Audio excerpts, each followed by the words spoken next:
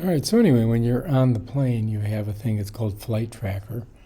And on the bottom here are a bunch of little buttons. It gives you different views. That's like looking out your window.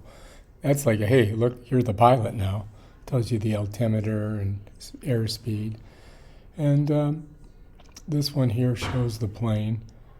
And there's all of the information and data, the speed.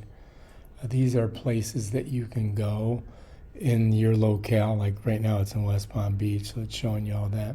Those are the movies. That's where you click to get to the tracker. And then if you want, you can smush it around with your fingers. Let me see. Let me do here you go. Yeah, if you take it, you can expand it, or you can contract it, you can twist it and turn it and squeeze it. So it's finger touch responsive. You can also look at all your data as you go through these little applications on the bottom. Having your airspeed and altitude and all that stuff. And there's the globe. There's our track. We're going from Palm Beach to Atlanta. There's the movies. There's On Time, Flight Tracker. And yeah, basically that's how you work it. And here is a actual digital representation of the Earth right now. That's daylight there.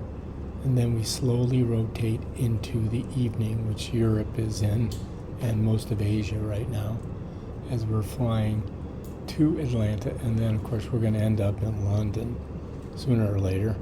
Probably later than sooner, because it's like a 7-hour flight. And then it kind of zooms in, and it shows your track. Right now, they got the plane down by Palm Beach. Here you can change it from metric to, US. And then you press this, and it shows you the different attractions that you can go to in the locale that you are flying to or flying out of.